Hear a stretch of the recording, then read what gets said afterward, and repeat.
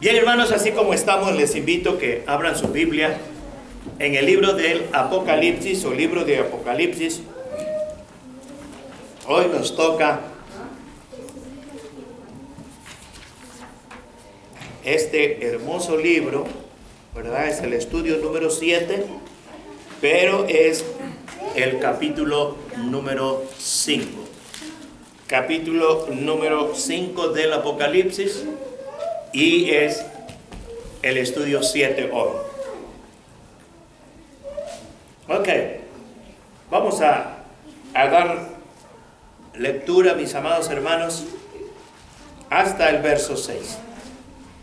Yo empiezo, que dice: y vi en la mano derecha del que estaba sentado en el trono un libro escrito por dentro y por fuera, sellado con 7 sellos.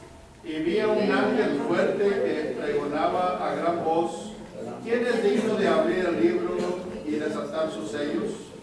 Y ninguno, ni en el cielo, ni en la tierra, ni debajo de la tierra, podía abrir el libro, y ni aún mirarlo. Y lloraba yo mucho, porque no se había hallado ninguno digno de abrir el libro, ni de leerlo, ni de mirarlo. Y uno de los ancianos me dijo: no llores. He aquí el león de la tribu de Judá, la raíz de David, ha vencido para abrir el libro y desatar sus 7 sellos.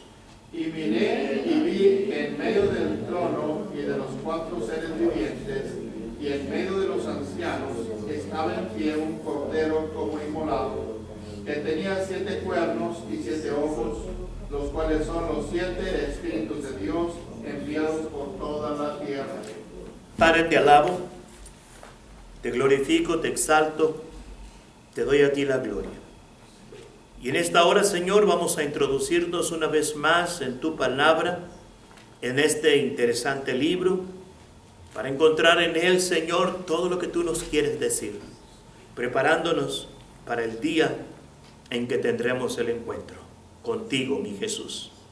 Ahora esconde a tu siervo detrás de la cruz de Cristo y detrás de tu Espíritu Santo, y habla tú a través de tu siervo, y que nuestros oídos estén atentos a tu voz.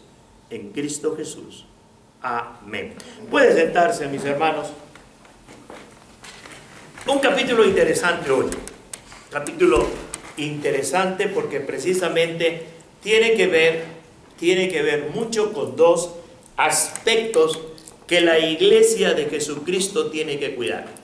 2 aspectos que la iglesia de Jesucristo tiene que cuidar grandemente y practicar, ¿verdad? Practicar constantemente.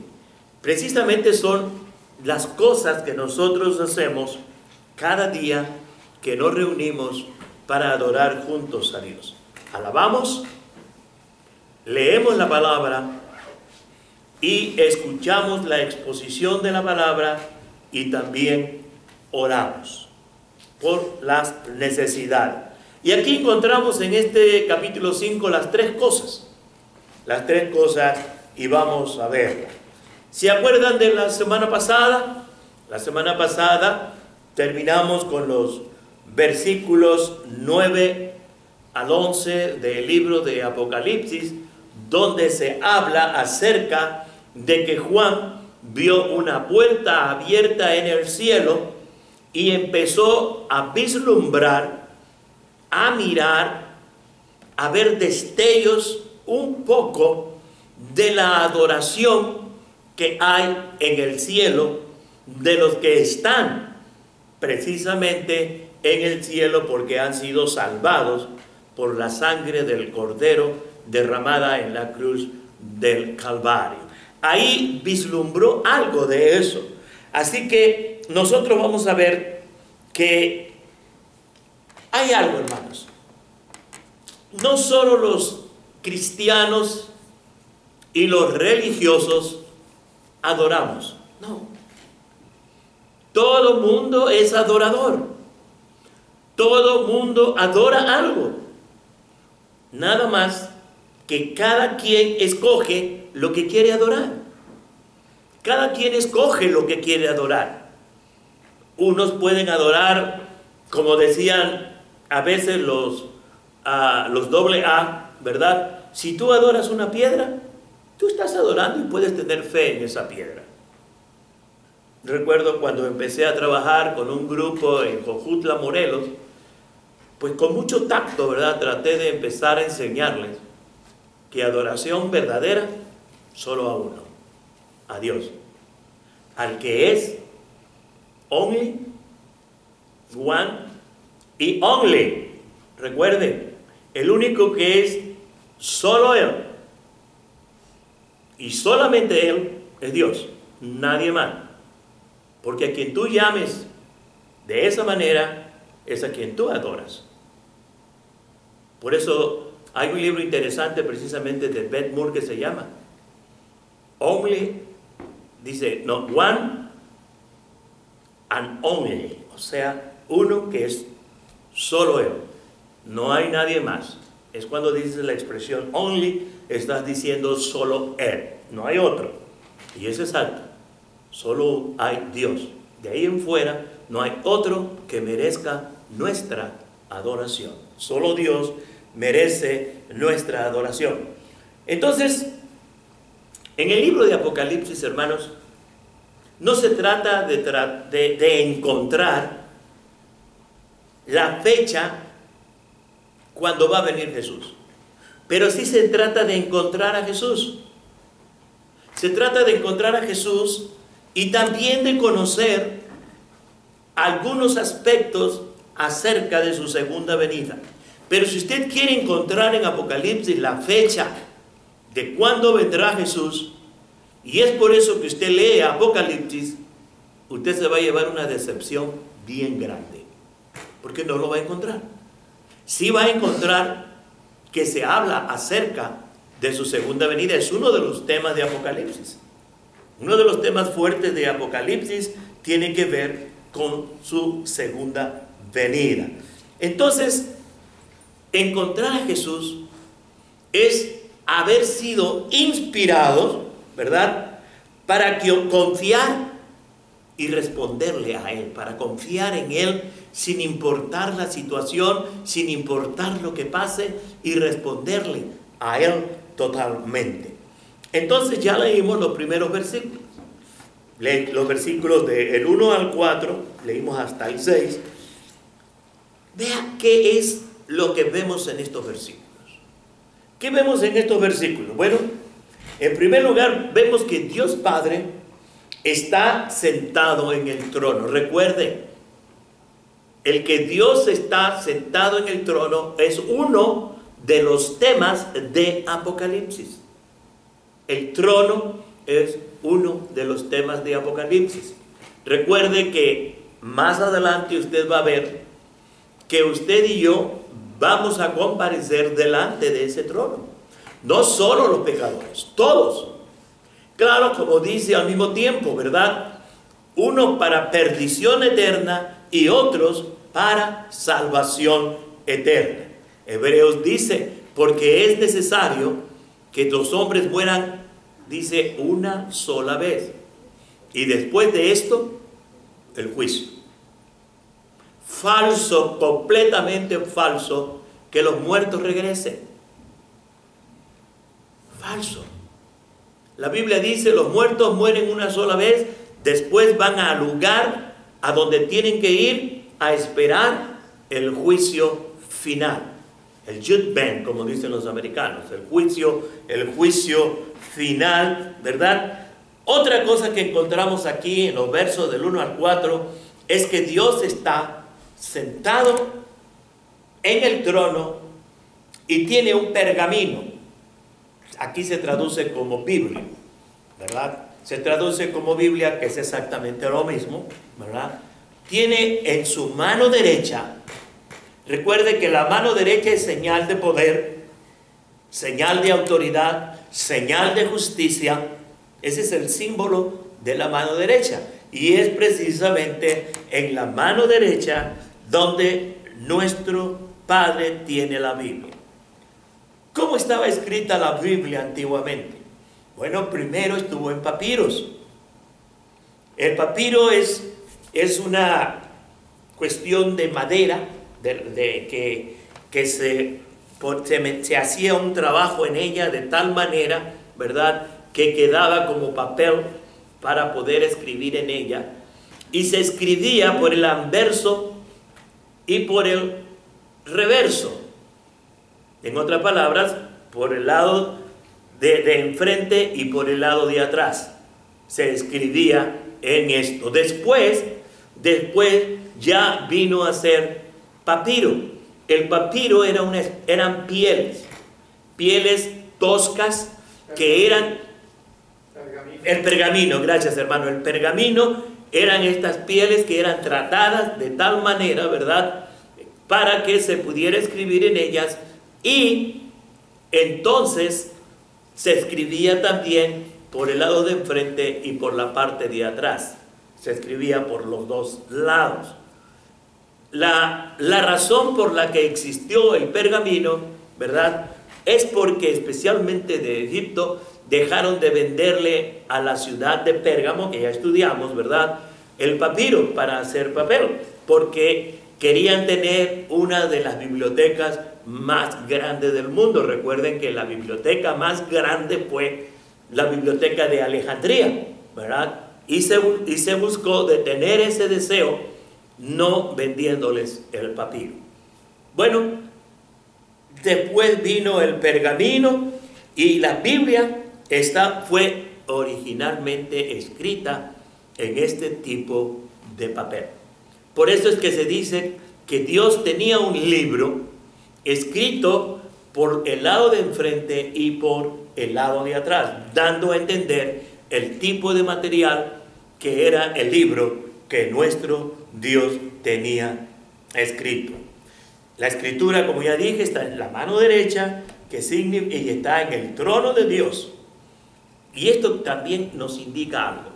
Si la escritura está en la mano derecha de Dios, aquí no vamos a hablar si Dios es zurdo o es derecho, ¿verdad?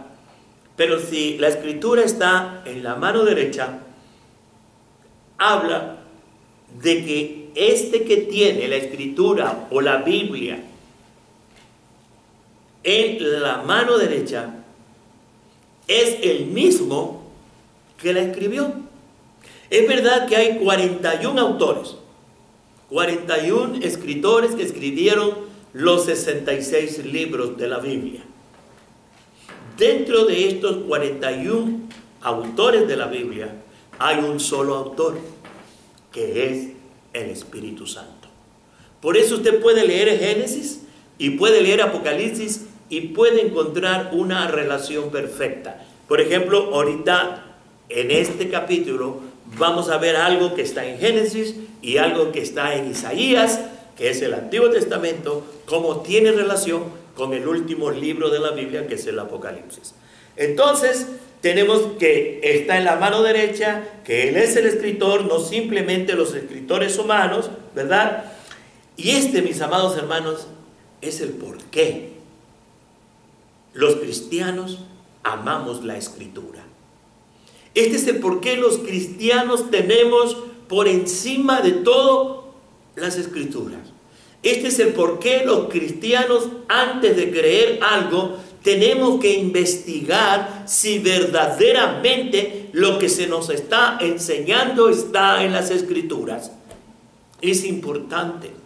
Por eso para los cristianos la Biblia es simplemente importante, y por eso en las iglesias cristianas, en las iglesias verdaderamente cristianas, se valora la Biblia de una manera extraordinaria. Por eso nosotros valoramos la Biblia, y todo lo que enseñamos está apegado completamente a las Sagradas Escrituras. A través de la Biblia Dios nos habla, Dios nos conduce, Dios nos guía, nos dirige, nos consuela, nos desafía. Todo eso encontramos en la Biblia. Nos da esperanza, y por eso, mis amados hermanos, en cada culto que se celebra en una iglesia cristiana, la Biblia tiene que ser abierta. La Biblia tiene que ser abierta, tiene que ser leída y tiene que ser explicada. La Biblia es lo más importante en una iglesia cristiana. Cuando abrimos la Biblia, vemos a Jesús. Y cuando vemos a Jesús, vemos al Padre. Y cuando vemos al Padre, vemos al Espíritu Santo. Usted no puede conocer verdaderamente a Jesús. Usted no puede conocer verdaderamente al Padre si usted no abre la Biblia y la lee. Por ejemplo, usted está lejos de un ser querido, de un familiar. ¿Cómo puede usted saber acerca de ese familiar? ¿A través de cartas o a través de hablar por teléfono? Si usted no habla por teléfono con ese familiar, o si usted no lee cartas de ese familiar y usted no le envía cartas, déjeme decirles que muy poco o nada van a saber el uno del otro. Por eso es importante la lectura de la Biblia, porque al leer la Biblia tenemos cada vez más conocimiento de Dios. Así que para el culto, la Biblia. Y siempre debe ser abierta la Biblia. Yo siempre he recomendado en las iglesias que he estado, que no han sido muchas realmente, gracias a Dios, que en el culto, en la reunión de la iglesia, en el templo, se lea una sola versión. Y siempre me ha gustado que la versión que se lea sea la versión de 1960, ¿verdad? La revisión de 1509 de la Biblia traducida por Cipriano de Valera y Casidoro de Reina. Es importante que en la reunión se lea una sola versión, porque si no se oye como agua que está cayendo, ¿verdad? Cada quien lee una cosa, pero sí es importante que usted en lo personal tenga más de una versión. Por ejemplo, la Navy, cualquier otra versión que usted pueda tener, aún la versión antigua. Y si quiere conocer el español antiguo, que se hablaba en 1569, lea la Biblia del Oso. La Biblia del Oso. Usted no va a entenderla mucho porque de repente la B la usan como U o la usan como N, y bueno, y en vez de poner Jesús, ponen Jesús, o sea, con una I latina y muchas cosas así. Pero es interesante, ¿verdad? Me encanta leerla. Yo, gracias a Dios, la tengo y me encanta leerla. Pero ahora otra cosa. El Padre está celebrando algo en el trono. El Padre está celebrando algo. ¿Y sabe lo que está celebrando? Está celebrando la Biblia. Y al mismo tiempo enseñándonos que en la Biblia encontramos gran cantidad de promesas de Dios, grandes promesas de Dios, de amarnos, de salvarnos, de transformarnos. Pero nadie, en ese momento encontramos algo que nadie era digno de abrir ese libro. Tenía 7 sellos. A partir del próximo capítulo, el capítulo 6, vamos a ir viendo cada uno de esos sellos. Había 7 sellos. Recuerde, el 7 es perfección. El 7 es perfección. La Biblia es perfección y está sellada con la perfección. Y vamos a ver cómo se van a ir abriendo cada uno de los sellos y qué se nos quiere enseñar en cada uno de estos sellos. Así que Juan, como un pastor que era, aunque ahora estaba exiliado en la isla de Patmos, pero él era pastor, vio que cuánto la gente necesita estudiarla, conocerla, recibirla. Y dice que Juan quedó devastado, quedó totalmente hasta llorando, porque no se encontró dentro de toda la gente a nadie digno de abrir los sellos para conocer lo que Dios tiene escrito en esos y cada uno de esos sellos. Pero dice la Biblia ahí en el verso 5 que uno de los ancianos le dijo a Juan: tranquilo, Juan, porque el varón de Judá, el león de Judá, el príncipe de Jehová, viene para abrir los sellos. Génesis 5:5 dice: y uno de los ancianos me dijo: no llores, he aquí que el león de la tribu de Judá, la raíz de David, ha vencido para abrir el libro y desatar sus 7 sellos. 5:5, tenga abierto ahí en Apocalipsis 5:5. Ahora, ¿quién es el león de Judá? Jesús. Jesús es el león de Judá, porque es de la tribu de Judá. Y les decía hace un momento, vamos a ver Génesis 49:9, ¿verdad? Génesis 49:9, lo que nos dice. Está en la versión de Jerusalén lo que yo voy a leer, porque en la versión de ustedes dice un león viejo, ¿verdad? Y la traducción que usa la Biblia, versión de Jerusalén, latinoamericana, me gusta la forma en que lo dice. Dice Génesis 49:9. Léalo usted en su versión. Dice: cachorro de león, Judá, de la tribu, ¿verdad? Aquí traduce de la casa, ¿verdad? Hijo mío, vuelves, se agacha, se echa cual león o cual leona. ¿Quién le va a desafiar? ¿Quién le va a desafiar? ¿Verdad que ahí en lugar de leona dice león viejo? ¿O cómo dice?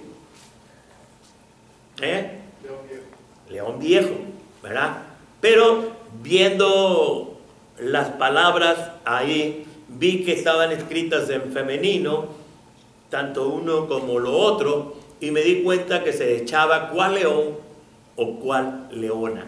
¿Y quién se atreverá a desafiarlo? ¿Quién se podrá enfrentar al león de Judá? Nadie, absolutamente nadie. Pero también nos dice aquí que Jesús es la raíz de Isaí, la raíz de Isaí.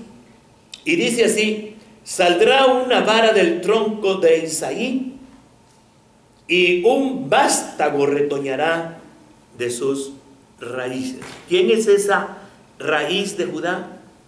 Es Jesús. Jesús, que nos dice en la Biblia que David recibió una promesa. Y la promesa que David recibió es que su reino sería eterno. Y que saldría un hijo de su raíz, una rama de su raíz, que perpetuaría, o sea, que haría eterno su reino. Esa vara de Isaí, recuerden, Isaí es el papá de David. Isaí es el papá de David. Y de él saldría esta rama que no es otro que el Señor Jesús. Si usted tiene una Biblia como esta, la Santa Biblia, versión Reina Valera 1960, pero en tamaño grande, como la que tenía la hermana Cardona, la hermana Delia, que no sabe ni qué le pasó. Bueno, ahí usted podrá encontrar, mire, aquí en el verso 5, en estas Biblias, ¿verdad? Se encuentra allá abajo, dice acerca de lo que va a pasar con este varón. Entonces va viendo aquí y va dando los versos, ¿verdad? Va dando los versos que necesitamos conocer, que necesitamos ver para ir conociendo mejor. Yo le invito que cuando usted lea la Biblia, si hay una letrita, quiere decir que por aquí va a haber un verso que le va a ayudar a entender este verso. Léalo, no solamente lea sino procure leer también el versito que sigue. En las Biblias negras no hay, pero en las Biblias que habla de las promesas, la Biblia de promesas, en esa sí tiene las letritas. En esa de las Biblias de promesas sí están las letritas. Bien, seguimos adelante, ¿ok? Entonces, Jesús es la raíz de Isaí, Jesús es el león de la tribu de Judá. Jesús es el león de la tribu de Judá. Así que, como león es fuerte, prevalece. No hay quien se oponga a él. No hay quien se atreva a enfrentarse. Como cordero, él es el vencedor. Como cordero, él es el vencedor porque murió y venció la muerte. Porque murió y venció la muerte, conquistó la muerte. Verso 6. Y miré y vi en medio del trono y de los 4 seres vivientes y en medio de los ancianos estaba en pie un cordero. ¿Cómo estaba? Dice, como inmolado, o sea, sacrificado. Como inmolado. Que tenía, ¿qué? 7 cuernos y 7 ojos, los cuales son los 7 espíritus de Dios enviados por toda la tierra. ¿Qué vio Juan? Vio a Jesús como un cordero que había sido inmolado, que había sido sacrificado, que había sido entregado por nuestros pecados. Es lo que vio Juan ahí precisamente en el trono, en medio a ese cordero. Y es por eso que allá Juan nos dice allá en Juan 1:36, y mirando a Jesús mientras caminaba, dijo, he aquí el Cordero de Dios. Y también en el 1:29 de Juan podemos encontrarlo. He aquí el Cordero de Dios. Jesús es el Cordero de Dios que fue inmolado por nuestros pecados. El Cordero es visto a todo lo largo, hermanos, del Antiguo Testamento muriendo. Es de la manera que se ve al Cordero en todo el Antiguo Testamento muriendo. Uno que es sacrificado por los pecados del pueblo. Ustedes pueden verlo en la Pascua, era sacrificado por la salvación. En el día de la expiación era sacrificado para perdón del pecado del pueblo. El Cordero siempre fue símbolo de morir en favor de la salvación de los pecadores. Siempre va usted a leer acerca del Cordero de esa manera. Así que Pedro dijo que nosotros fuimos redimidos, que nosotros fuimos salvados. Allá en 1 de Pedro 1:19 dice, sino con la sangre preciosa de Cristo, como de un cordero, sin mancha y sin contaminación. Jesús es el león victorioso. ¿Saben por qué? Porque Él es el cordero que fue inmolado. Por eso Jesús es el león victorioso, porque fue inmolado, fue sacrificado por nuestros pecados y resucitó de entre los muertos. ¿Cuántos cuernos tiene? ¿Cuántos cuernos tiene? 7, ¿verdad? Dice la Biblia que tiene 7 cuernos. Recuerden, en la Biblia, los cuernos son símbolos de poder. Los cuernos son símbolos de poder. Por eso este cordero tiene 7 cuernos. Tiene 7 cuernos, que significan que aunque es uno de los animales más tranquilos, más pasivos, este cordero es un cordero poderoso.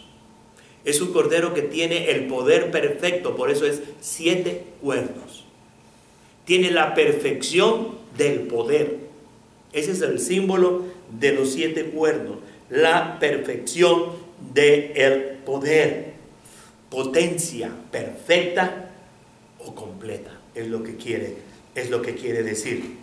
Y entonces, ¿cuál es la visión de Isaías del Cordero de Dios, en este caso Jesucristo. Allá en Isaías 53. En Isaías 53, ¿cuál es la visión de Isaías de el Cordero? De el Cordero. Como les decía, aquí no lo dice. Cuando habla aquí del Cordero que tenía 7 cuernos, nos dice Isaías 53:7, Zacarías 4:10. Yo les voy a leer lo de Isaías, que lo escribí. Dice: visión de Isaías, despreciado y desechado entre los hombres, varón de dolores, experimentado en quebranto, y como que escondimos de él el rostro, fue menospreciado y no lo estimamos. Y sigue diciendo: ciertamente llevó él nuestras enfermedades, sufrió nuestros dolores, y nosotros le tuvimos por azotado, por herido de Dios y abatido. Mas él herido fue por nuestras rebeliones, molido por nuestros pecados. El castigo de nuestra paz fue sobre él, y por su llaga fuimos nosotros curados. Todos nosotros nos descarriamos como ovejas, cada cual se apartó por su camino, mas Jehová cargó en él el pecado de todos nosotros. Y está el versículo, aquí está el versículo 7, que se nos da ahí como algo para buscar. Dice: angustiado él y afligido, no abrió su boca.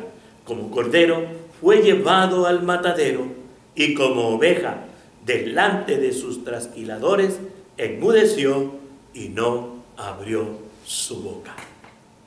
La manera como Isaías ve a Jesús, lo ve como el cordero sacrificado por nuestros pecados, como el cordero que ha muerto por nuestros pecados. Por eso una pregunta: ¿por qué adorar a Jesús y no a nadie más? ¿Por qué adorar a Jesús? ¿Sabe por qué? Porque dice Isaías que Él tomó nuestras enfermedades, Él tomó nuestros pesares, Él tomó nuestros dolores, nuestras enfermedades, tomó nuestros pecados y los clavó en la cruz. Dice: mas Dios cargó en Él el pecado de todos nosotros. ¿Para qué? Para clavarlos en el madero. Para clavarlos en el madero. Es maravilloso saber eso. Por eso es que lo adoramos. Por eso es que exaltamos su nombre. Por eso es que le damos victoria. Por eso es que decimos gloria a Él y a nadie más. Porque Él llevó nuestros pecados, los clavó en la cruz y nos declaró justos para Dios su Padre. Amén. Amén. Es una noticia maravillosa que nosotros tenemos que entender. Por eso lo adoramos. Los 7 espíritus de Dios nos hablan, ¿sabe de qué? Otra vez, ¿qué es el número 7 en la Biblia? Recuerden siempre: perfección, lo completo. Eso significa en la Biblia el número 7. Perfección, lo completo. ¿Qué? Grábense eso. En la Biblia el número 7 es perfección. Perfección. Y este espíritu, los 7 espíritus de Dios, dice, son enviados a toda la tierra. La perfección del Espíritu Santo de Dios está aquí en la tierra y está en ti. Está en ti. La perfección del Espíritu Santo habita en la vida de cada creyente. No habita una parte. Habita el Espíritu en su perfección en la vida de cada creyente. Juan en 14:6 dijo: yo rogaré al Padre y os dará otro consolador. Oiga esto: para que esté con vosotros. ¿Cuánto tiempo? Dice: para siempre. Para siempre. Para que esté con vosotros todo el tiempo, toda la vida. Juan 14:6. El Espíritu Santo es enviado a la tierra. ¿Sabe para qué? para atraer personas a Jesús. Si usted y yo no existiera el Espíritu Santo, usted y yo no habríamos sentido la necesidad de reconocer nuestro pecado y de arrepentirnos. El que trae a la gente a Dios es el Espíritu Santo. Nuestra responsabilidad es hablarles de Jesús. Nuestra responsabilidad es enseñarles el camino, darles el plan de salvación.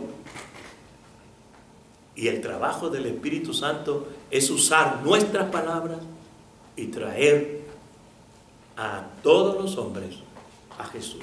Ese es el trabajo del Espíritu Santo. Es enviado a la tierra para atraer personas a Jesús, convencerlos de pecado, mostrarles su necesidad de un Salvador. Y yo, hermanos, yo grito y digo, gracias a Dios por el Espíritu Santo. ¿Saben qué problema van a tener las personas que quieran creer en la gran tribulación? Que el Espíritu Santo ya no va a existir. El Espíritu Santo ya habrá partido de la tierra en la vida de cada creyente. Los creyentes no van a estar en la gran tribulación. Por esa razón, el Espíritu Santo no va a estar en la tierra. Y los que quieran creer en Jesús van a tener que creer ahora en sus propias fuerzas, porque el Espíritu Santo no va a estar para ayudarlos, ni para convencerlos de pecado, sino al ver las cosas que están sucediendo, se van a dar cuenta que la Biblia tenía razón y que solo Jesús salva, y van a creer en Él. La Biblia enseña que va a haber salvos en la gran tribulación, especialmente dentro de los judíos. Dentro de los judíos. Ya lo veremos cuando hablemos de los 144,000. Ahorita dejemos eso por la paz. Vamos a llegar allá después. Sí. Así que, mis amados hermanos, ¿cuál debe ser nuestra respuesta al ver a Jesús? ¿Cuál debe ser? ¿Cuál debe ser nuestra respuesta al ver a Jesús? Es dejarnos llevar por el Espíritu Santo. Él nos guía, Él nos dirige, Él nos enseña, Él nos muestra el camino. Déjate guiar, no por tu mente, no por tu razonamiento, sino por el Espíritu Santo que está habitando en ti. Versos 7 y 8 de ahí de Apocalipsis 5, dice así: y vino y tomó el libro de la mano derecha del que estaba sentado en el trono. ¿Quién fue el que vino? El Cordero que fue inmolado, o sea, Jesús. Tomó el libro del que estaba sentado en el trono. Dice, y cuando hubo tomado el libro, los 4 seres vivientes y los 24 ancianos se postraron delante de ¿quién? Del Cordero, porque el Cordero merece nuestra adoración, porque es Jesús, es Jesús. Dice que todos tenían arpas y copas de oro, dice, llenas de incienso. ¿Qué cosa eran? Dice, son las oraciones de los santos. Son las oraciones de los santos. Hermano, si usted nunca ha leído este verso, es lindo. Tiene un significado tremendo. Vamos a verlo ahorita. Mire, primero que nada, habla de adoración. Dice que se postraron delante del Cordero. Adoraron. ¿Qué hicieron los magos cuando llegaron a la casa? No al pesebre, a la casa donde ya estaba Jesús. Dice que se postraron delante de Él. La postración es señal de adoración. Se postraron, dice, ante el Cordero. ¿Por qué lo adoramos? Otra vez la pregunta. ¿Por qué lo adoramos? Porque Él es digno. Adoración significa dignidad. Adoración significa, uno de los significados es dignidad. Y cuando nosotros estamos adorando a Jesús, estamos dándole la dignidad que Él merece por ser el Dios creador del universo. Es darle la dignidad que Él merece, darle el mérito a Dios. Es por eso que cuando usted en su oración dice: Padre, tú eres grande y maravilloso. Está adorando porque está reconociendo la dignidad de Dios. Cuando usted ora y le dice: Señor, no hay nadie como tú, está dándole dignidad a Dios, está adorándolo. Eso es adoración. Hablar de la grandeza de Dios. Hablar de la grandeza de Dios. Hoy cualquier canto le llamamos de adoración. Y normalmente se dice: bueno, es que estos son cantos de adoración, por eso son lentos. Y estos son cantos de alabanza, por eso son más rápidos. No, los cantos de adoración son aquellos cantos que hablan de darle a Dios la honra, la dignidad que merece. Tú eres grande, tú eres el creador, tú eres maravilloso, tú eres extraordinario. Eso es adoración a Dios. Decirle lo que Él es, decirle lo que Él es para nosotros. Jesús es aquel que es digno de nuestra adoración. Jesús es aquel que es digno de nuestra adoración. ¿Sabe por qué? Porque Jesús es el encargado, oiga bien esto, es el encargado de ejecutar, de llevar a cabo todas las promesas de Dios. Pobres de aquellas organizaciones que no creen en Jesús, que solo creen en el Padre. Mis amados hermanos, con todo respeto, nadie, absolutamente nadie, tiene poder para ejecutar las obras de Dios más que solo Jesús y solamente Él. Nadie más. Llámese como se llame. Dele usted el nombre que usted le quiera dar. Por eso el apóstol, Lucas, el doctor Lucas pudo escribir allá en Hechos capítulo 4, versos 11 y 12, cuando dice: este Jesús es la piedra reprobada por vosotros, que ha venido a ser cabeza del ángulo. Cabeza del ángulo. Y en ningún otro. ¿A quién se está refiriendo? A Jesús, que fue mencionado en el verso anterior. Y en ningún otro, en este Jesús, que es la piedra del ángulo, que ha venido a ser la cabeza, y en ningún otro hay salvación, porque no hay otro nombre dado a los hombres en quien podamos ser salvos. Escucha esto, tú que tratas de pensar que cualquier otra cosa o cualquier otra persona pueda interceder delante de ti. Pablo le escribió a Tito: hay un solo Dios y un solo mediador entre Dios y el hombre, Jesucristo. Él es el encargado de ejecutar todas las promesas de Dios. Todas las promesas de Dios. Jesucristo es el encargado de ejecutar las promesas de Dios aquí en la tierra. ¿Qué es el arpa? Es un instrumento muy común en el cielo. Así que yo digo, bueno, pues Veracruz es un pedacito de cielo porque el instrumento principal de Veracruz es el arpa. Pero no se refiere a eso. El arpa es un instrumento musical, ¿verdad? Que antiguamente también se conocía como la lira. Ahora a veces le dicen a la guitarra, ¿verdad? Pero era una arpita pequeña. David sabía tocar ese instrumento muy bien, que lo hacía, ¿verdad? Que es un instrumento del cielo, el arpa. Usted puede ver siempre. Tiene un sonido fuerte. Y quiero decirles algo, hermano. Musicalmente, el arpa es un instrumento más completo que el mismo piano. ¿Sabía usted eso? Para todo el mundo el piano es el instrumento completo. No es cierto, es el arpa. Es el arpa. Es el instrumento completo.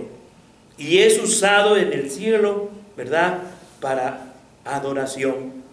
Tiene sonido fuerte, sonido completo. Y por eso nos encanta tanto la música.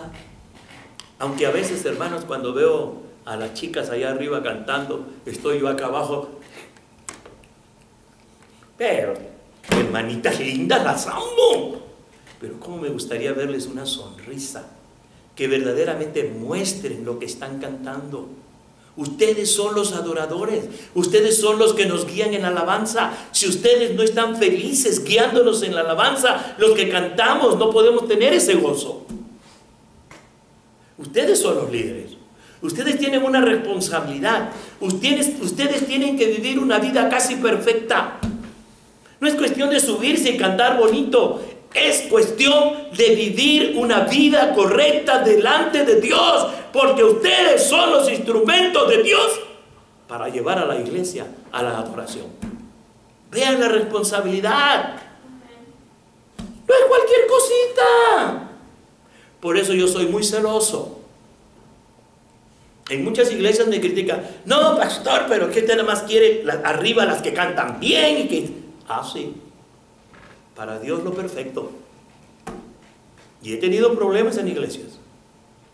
Pero el que no canta bien, a mí no se me sube a cantar.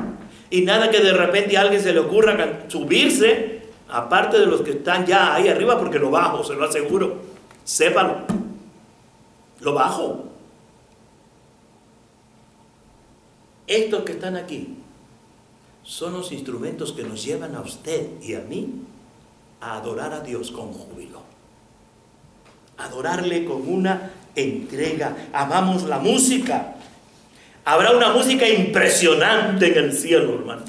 A veces yo voy a los cultos. Bueno, cuando estaba en México y podía yo manejar, me gustaba ir a veces de cuando en cuando a un culto pentecostés. Oiga, sí que gritan cuando cantan. De repente se oye uno por ahí que sale con un gallito y lo que usted quiera, pero ¿cómo canta esa gente? El día que vea a mi iglesia cantando de esa manera, me voy a gozar, ¿verdad? Me voy a gozar. Habla también de la oración, habla de unos tazones que están llenos de incienso. ¿Sabe qué son?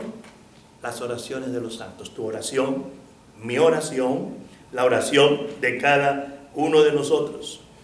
¿Por qué oramos? ¿Por qué oramos? ¿Sabe por qué? Porque estamos seguros que Dios oye nuestra oración y la contesta. Amén. Por eso oramos, porque estamos seguros que Dios oye nuestra oración y la contesta. Si usted está luchando con algo, ore. Si usted está pasando una dificultad, ore. Si usted va a presentar un examen en la escuela, ore. Si usted va a llenar una aplicación en un trabajo, ore antes de hacerlo. Ayer a mi hija Gaby tiene un problema, mi hija, estoy orando y sé que Dios se lo quita.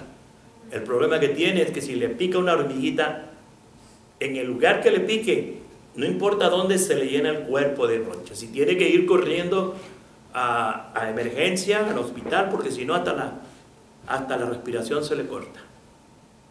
Es alérgica al piquete de hormiga. Ayer, antes de que la llevaran al hospital, le dije a mi esposa: vamos a orar. Después que ya regresó, después de que le pusieron las inyecciones que les ponen, oré dándole gracias a Dios porque estaba bien. Está enfrentando un problema, ore. Va a hacer un business, un negocio, ore. A mí me encanta Raúl cada vez que dice: hermano, pues fíjese que me ofrecen esto o me ofrecen aquello. Quiero que oren para que Dios me ayude. Que si es de Él, se haga. Y si no, pues que no se haga. Versos en adelante. Vamos a leer. Vaya usted ahora a partir del verso 9. Y ya vamos a leer hasta el verso 11.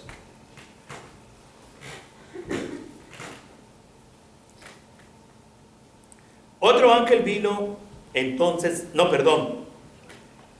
Otro ángel vino entonces y se paró ante el altar con un incensario de oro, y se le dio mucho incienso para añadirlo a las oraciones de todos los santos sobre el altar de oro que estaba delante del trono y de la mano del ángel. Y de la mano del ángel subió a la presencia de Dios el humo del incienso con las oraciones de los santos, y el ángel tomó el incienso y lo llenó, dice la Biblia, y lo llenó, lo llevó al fuego del altar y lo arrojó a la tierra. Y vea qué pasó. Y hubo truenos. Estamos en Este es en el capítulo 8, versos 3 y 5. Y hubo truenos y voces y relámpagos y un gran terremoto. Cuando los tazones dice que fueron vertidos en el cielo, estaban llenos de las oraciones y Dios los inclinó. ¿Y qué es señal de esto? ¿Sabe qué es la señal? Que Dios derramó la respuesta a todas las oraciones de los santos. Dios derramó las maravillosas promesas, derramó sus bendiciones, dice, con lluvias y truenos. Con lluvias y truenos. A veces, hermanos, no se ponga nervioso con los truenos y con la lluvia. Piense que es Dios derramando sus bendiciones sobre nosotros. Y terminamos con la nueva canción. Dice así. Dice, y cantaban un nuevo cántico, diciendo, digno eres de tomar el libro y de abrir sus sellos. Estamos en el verso 9. Porque tú fuiste inmolado y con tu sangre nos has redimido para Dios de todo linaje y lengua y pueblo y nación. Y nos has hecho para nuestro Dios reyes y sacerdotes, y reinaremos sobre la tierra. Y dice, y sigue diciendo, y miré y oí la voz de muchos ángeles alrededor del trono, y de los seres vivientes, y de los ancianos, y oiga esto, y su número era millones de millones, que decían a gran voz, el cordero que fue inmolado es digno de tomar el poder, las riquezas, la sabiduría, la fortaleza, la honra, la gloria y la alabanza, y a todo lo creado que está en el cielo y sobre la tierra y debajo de la tierra y en el mar, y a todas las cosas que en ellos hay, oí decir al que está sentado en el trono y al Cordero, sea la alabanza, la honra, la gloria y el poder por los siglos de los siglos. Los 4 seres vivientes decían amén, y los 24 ancianos se postraron sobre sus rostros y adoraron al que vive por los siglos de los siglos. Termino con unas cosas. Cuando hablamos de una nueva canción, hermanos, yo siempre he tenido problemas. Yo no desprecio ninguna música, pero eso de que el grupero, porque era grupero, cante música cristiana grupera, cuando yo siempre veo que Dios nos da una nueva canción. Miren, nosotros siempre cantamos lo que ya tenemos en un libro, en un himnario. Pero qué bonito sería que como iglesia alabáramos a Dios con nuestras propias composiciones, con nuestra propia alabanza. Esa es una nueva canción. Claro, yo definitivamente no tengo ese don. Espero que pronto Dios nos dé a alguien que tenga el don y que nos empiece a componer para cantar nuestras propias canciones. Un cántico nuevo, una alabanza nueva. Es lo que Dios quiere que nosotros le daremos. Por eso le adoramos, porque Jesús nos ama, porque Jesús murió por nosotros. Aquí vemos una fuerte explosión de adoración. Millones de millones adorando a Dios. ¿Se imaginan el ruido maravilloso que se escuchaba? Toda criatura en el cielo adoraba. Nosotros le rendimos adoración. Nosotros glorificamos a Dios. Lo mismo por la creación que por nuestra redención. Nosotros podemos ser como la iglesia. Una iglesia unida que comenzó ese himno celestial para alabar al Cordero inmolado. Podemos ser una iglesia unida que gritamos, que abrimos nuestro pecho y cantamos alegres y exponemos alegre nuestro gozo al estar delante del Dios Todopoderoso. Jesús es digno de que como iglesia, hermanos, y en lo personal, le demos adoración. Amén. Amén. Que Dios lo bendiga.